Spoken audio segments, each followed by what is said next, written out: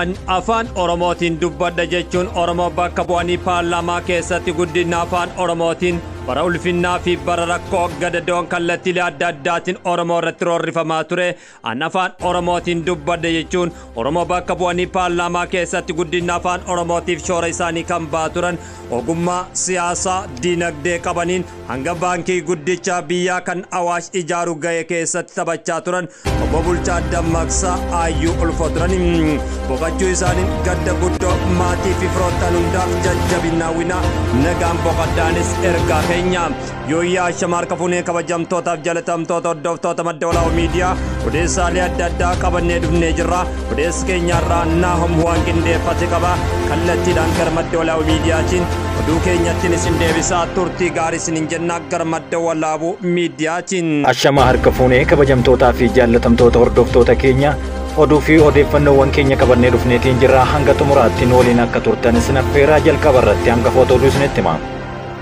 Jimmatti namichi ogeessa fayyaa of fakkeessuun yakka raawwate hidhaan adabame.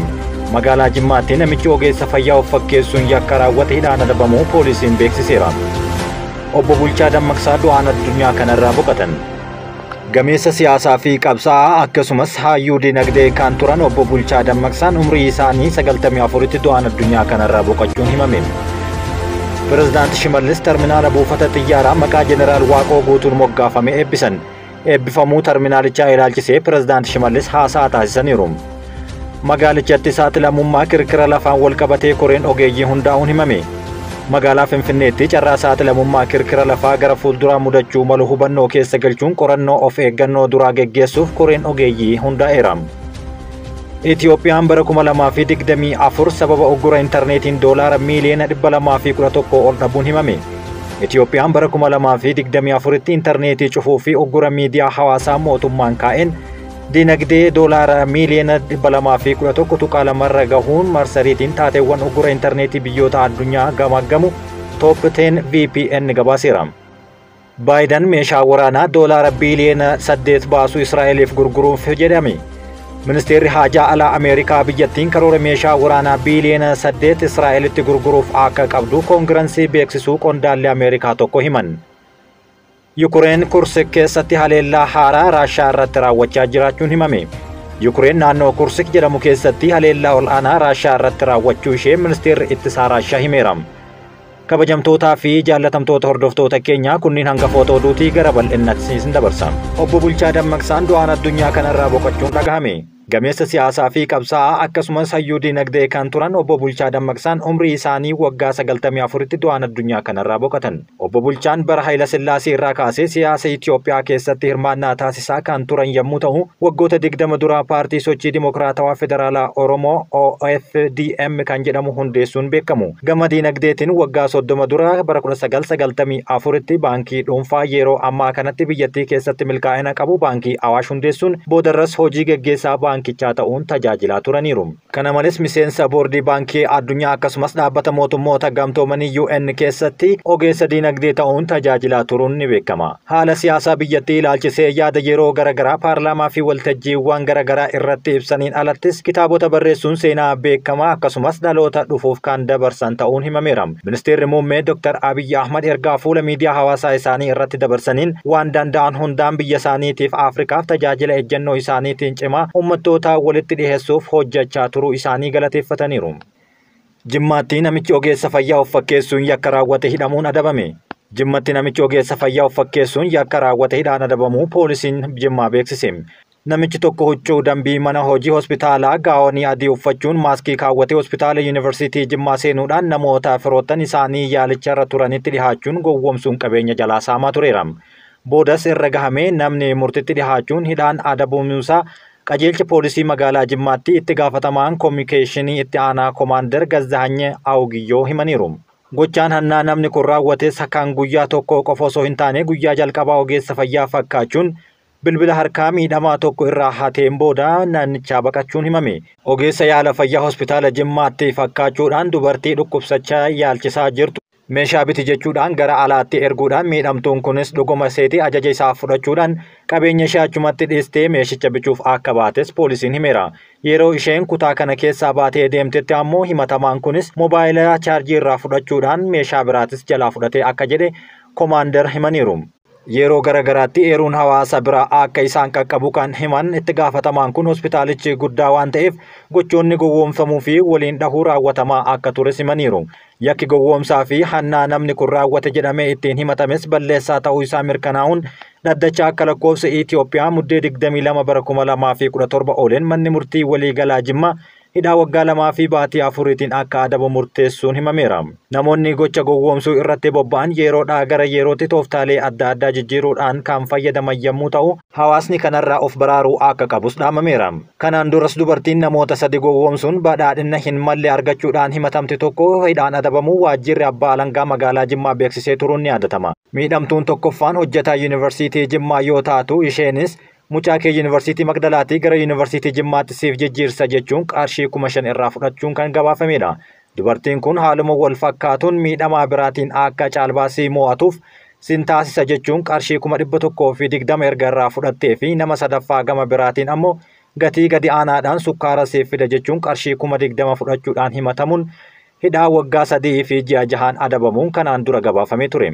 Magaalichatti saaxilamummaa kirkira lafaan wal qabatee koreewwan ogeeyyii hundaa'uun himame. Magaalaa Finfinneetti carraa saaxilamummaa kirkira lafaa gara fuula duraa mudachuu malu hubannoo keessa galchuun qorannoo fi of eeggannoo duraa geggeessuuf koreen hundaa'uun himameera. Kantiibaa magaalaa Finfinnee aadde Adaanech Abeebeen hayyoota Yuunivarsiitii Finfinnee Ji'oofiiziksii dhaabbata saayinsii hawaa fi astiroonomii akkasumas ji'ooloojikaal sarvee waliin marii geggeessaniiru. Kirkiraa fi hollannaa lafaa kutaalee biyyattii garagaraatti mudachaa jiru ilaalchisee marii geggeessuu aadde Adaanech Abeebee ibsaniiru. Kirkira lafaa yeroo ammaa kana naannoo Affaaritti irra deddeebiin mudachaa jiruun hollannaan isaa magaalaa Finfinneetti mul'achaa jiraachuu qorannoon kun kan agarsiisu yommuu ta'u, hayyoonnis kanarratti marii guddaa geggeessaniiru. Wayita hollannaan kun mudatee rifaatuu fi jeequmsaa malee gorsa ogeeyyii irraa kennamu hordofuun murteessaa akka ta'u hubachiisaniiru. Finfinneen gara fuula duraa carraa saaxilamummaa qabaachuu isheen qorannoo fi of eeggannoo duraa barbaachisu taasisuuf qophii barbaachisuu gochaa jiraachuu ogeeyyiin kunneen himaniiru. Birmadummaa diinagdee mirkaneessuuf galma keenya isa guddaadha jechuun dubbatame. Birmadummaa diinagdee mirkaneessuun galma keenya isa guddaadha kan jedhan kantiibaa bulchiinsa magaalaa Finfinnee aadde Adaanech Abeebee. Aadde Adaanech Abeebee kana kan dubbatan wayita sirna ceesisuu bakka bu'oota maatii fayyadamtoota pirojektii wabii nyaataa marsaa lammaffaaf 31 geggeeffametti. Sirna beeksisuu bakka bu'oota maatii fayyadamtoota pirojektii wabii nyaataa marsaa lammaffaa seeftineetii misoomaa fi pirojektii hojii magaalaa mata duree eeggatummaa irraa gara oomishtummaatti jedhuun geggeeffameera. Qaamoleen ceesifama kunneen waggoota 3 darbaniif pirojektii seeftineetii misooma magaalaa jalatti hojjechaa kan turanidha jedhame. Fayyadamtoota pirojektii seeftineetii misooma magaalaatiif kennan waliigalaan birrii biiliyoona 1.3 ol laatameera jedhan. Kantiibaa magaalaa Finfinnee aadde Adaanech Abeebee sirna kanarratti seeftineetii misooma magaalaa pirojektoota nama irratti hundaa'an keessaa tokkodha jechuun dubbatan. Seeftineetii magaalaa marsaan jalqabaa jiraattota magaalichaa hedduun eeggatummaa irraa gara oomishtummaa kan ce'an taasisuu seeraniiru. Birmadummaa diinagdee mirkaneessuun galma keenya kan ijooti kan jedhan aadde Adaanech Abeebee hojjannee jijjiiruun daandii keenya badhaadhinatti jijjiirra jechuunis dubbataniiru. Fayyadamtoota pirojektichaa dhaabbiin eeggatummaa irraa gara oomishtummaatti ceesisuuf tattaaffiin taasifamu leenjii haala jireenyaa fi fayyadamummaa mallaqaa kennameedhaan jedhan. Dabalataan hojii galii argamsiisan ogummaa daldalaa dabalatee ogummaan teeknikaa kennameefira jechuun dubbataniiru. Itiyoophiyaan bara 2024 sababa uggura intarneetiin doolaara miiliyoona 211 ol dhabde. Itiyoophiyaan bara 2024tti intarneetii cufuu fi uggura miidiyaa hawaasaa mootummaan kaa'een kasaaraa dinagdee doolaara miiliyoona 211 irra gahuu marsariitiin taateewwan uggura intarneetii biyyoota addunyaa gamaggamu Top 10 VPN beeksiseera. Gabaasni marsariitiin kun baasee akka ibsutti Itiyoophiyaa keessatti bara 2024 intarneetiin sa'aatii 4,680 kan cufame yommuu ta'u, kanaanis fayyadamtoonni intarneetii miiliyoona 3.3 ol miidhamaniiru jechuun dubbate. Itiyoophiyaan dhiibbaa uggura intarneetii kun geessiseen biyyoota addunyaa irraa sadarkaa 8ffaa, Afrikaa irraa ammoo sadarkaa 2ffaa ta'uu ishee gabaasichi eereera. Sadarkaa idil addunyaatti biyyoonni 28 sababa uggura intarneetiin fi miidiyaalee hawaasaa akka X, Feesbuukii, Tiiktaakii fi kanneen birootiin miidhaman yommuu ta'u waliigalaan doolaara Ameerikaa biiliyoona 7.69 dhabaniiru. Kannaanis wal qabatee lammiileen miiliyoona 600 fi 48 ol sababa intarneetii kanaaf miidhaman jechuun gabaaseera. Paakistaan bara 2024tti kasaaraa mallaqaa ol'aanaa doolaara Ameerikaa biiliyoona 1.62 akka mudate gabaasni kun ni mul'isa. Ishee itti aanuun Maayinaamaar doolaara biiliyoona 1.58 fi Suudaan doolaara biiliyoona 1.12 dhabaniiru. Gabaasni Top 10 VPN kun dabalataan akka ibsutti biyyoota Afrikaa Saharaa gadii jiran keessatti uggurri intarneetii sa'aatii 32,938 tureen kasaaraa dinagdee waliigalaa doolaara biiliyoona 1.56 kan geessise yommuu ta'u fayyadamtoota intarneetii miiliyoona 111.2 irra dhiibbaa uumeera jedhan. Kunis naannichatti Eeshiyaa kasaaraa doolaara biiliyoona 4.6 hordofuun akka addunyaatti sadarkaa lammaffaa irratti kan argamudha. Gabaasichi sababoota addaan cituu intarneetiin kan qorannoon adda baase yommuu ibsu inni ijoon waraanaa fi walitti bu'iinsa yommuu ta'u sababoonni kanneen biroo mormii fi hokkora siyaasaa to'achuuf kan taasifamu ta'uun ibsame. Kasaaraan dinagdee Itoophiyaa irra gahe kan bara darbee wal bira qabamee yommuu ilaalamu barana fooyyee qaba jechuun Top 10 VPN gabaasa wal fakkaatuun kaaheera. Dhaabbatichi gabaasa wal fakkaataa waggaa tokko dura maxxanseen sababa cufamuu intarneetii Itoophiyaatiin bara 2023 keessatti doolaara Ameerikaa biiliyoona 1.9 akka dhabde beeksisuun ni yaadatama. Mootummaan jijjiirama rakkoolee bu'uuraalee misoomaa jiran hiikuun dilbii naannichaa gara fayyadamummaatti jijjiiruuf xiyyeeffannoo ol'aanaan socho'aa jiraachuun dubbatame. Mootummaan jijjiirama rakkoolee bu'uuraalee misoomaa jiran hiikuun dilbii naannichaa gara fayyadamummaatti jijjiiruuf xiyyeeffannoon ol'aanaan socho'aa jiraachuu pirezidaantiin mootummaa naannoo Oromiyaa obbo Shimallis Abdiisaa dubbatan. Pirezidaanti Shimallis terminaala buufata xiyyaaraa Jeneraal Waaqoo Guutuutiin moggaafame eebbisaniiru. Eebbifamuu terminaalichaa ilaalchisee Shimallis Abdiisaa ergaa isaanii dabarsaniin guyyaa har'aa sagantaa eebba terminaala buufata xiyyaaraa Waaqoo Guutuu maqaa qabsaa'aa Oromoo Jeneraal Waaqoo Guutuutiin moggaafame irratti argamuu keenyas gammanneerra jedhan. Terminaalli ammayyaa'aan kun xumuramee hojii jalqabuu isaatti uummanni godina Baalee, hawaasni Qaxanichaa akkasumas uummanni Oromoo marti baga gammaddan jedhan. Godinaalee Oromiyaa kallattii kanaan jiran dilbii misoomaa hedduu kan eebbifaman naannichatti gama qonnaa, turizimii fi albuudaatiin lafa carraa bal'aa qabdu yommuu ta'u koriidarii jalqabaa dinagdee al ergii fi galchees ta'uu kan dandeettu jedhan. Haa ta'uutii rakkoo hidhamiinsa daandii qilleensaa fi lafaa akkasumas gaafii yeroo dheeraa tureen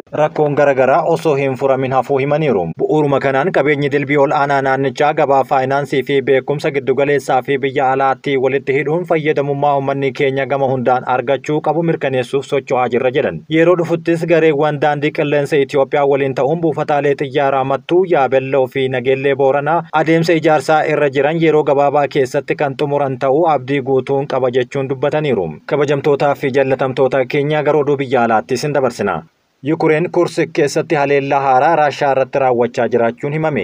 Yukureen naannawa Kursik jedhamu keessatti haleellaa ol'aanaa Raashiyaa irratti raawwachaa jiraachuun ministeerri ittisaa Raashiyaa beeksise. Qondaalli Yukureen opereeshiniin taasifamaa akka jiru yaada dhiheesseen Mooskoon amma haleellaa kana meeshaa waraanaa fi humna qilleensaatiin akka deebii kennitu ibsee ture. Humnoonni Yukureen baatii hagayyaa keessa ture kan naannoo Kursik seenuun iddoowwan muraasa qabatan, humnoonni Raashiyaa ammoo guutummaatti ari'uu waan hin dandeenyeef bakkeewwan muraasa duubatti deebi'anii turan. Pirezidaant Yukureen Volodimir Zelenskiin wabiiwwan nageenyaa waraanni kun akka xumuramu gochuun bu'aa qabeessa ta'uu Ameerikaan bulchiinsa Doonaald Tiraamp jalatti isaaf dhiyeessite qofaadha jechuun dubbataniiru. Gaaffii fi deebii poodkaast Lex Friedman jedhamu waliin taasisaniin Zelenskiin dhiibbaa pirezidaantii Ameerikaa dhufu faarsuun Tiraamp yoo xiqqaate weerara Raashiyaa irraa dhufu dhaabuuf akka nu gargaaru abdii qabna jechuun dubbachuun isaanii ni yaadatama. Tiraamp yeroo duula filannoo isaaniitti bal'inaan osoo hin ibsin garuu waraana kana saffisaan xumuruuf waadaa galuun isaanii waan dagatamu miti. Zelenskiin anaa fi Tiraamp waliigalteera nageenya wabii nageenyaa cimaa ni kennina Awurooppaa waliin ta'uun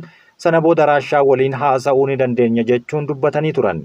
Akka ministeera ittisaa Raashiyaa jedhutti garuu haleellaan Yukureen kana taankii 2, konkolaataa injiinaringii 1 fi konkolaataa lolaa hidhannoo qaban AFV kan jedhamu 12 of keessaa qabu guyyaa dilbataa naannoo sa'aatii 9 irratti naannawa Gaandaa Beerdinitti haleellaa cimaa raawwataniiru jechuun himaniiru. Humnoonni Raashiyaa haleellaa deebisee raawwateen taankii 2 konkolaataa injiinaringii waraanaa fi konkolaataa lolaa hidhannoo qaban 7 barbadeessuu isaa ibseera. Viidiyoon qilleensaa ifti dhukaasaa meeshaa waraanaa baadiyyaa cabbiin uwwifame keessatti dhukaafamuu konkolaattonni yoo haleelaman agarsiisu dhaabbata oduu mootummaa Raashiyaa Riyaan maxxanfamuun beekameera.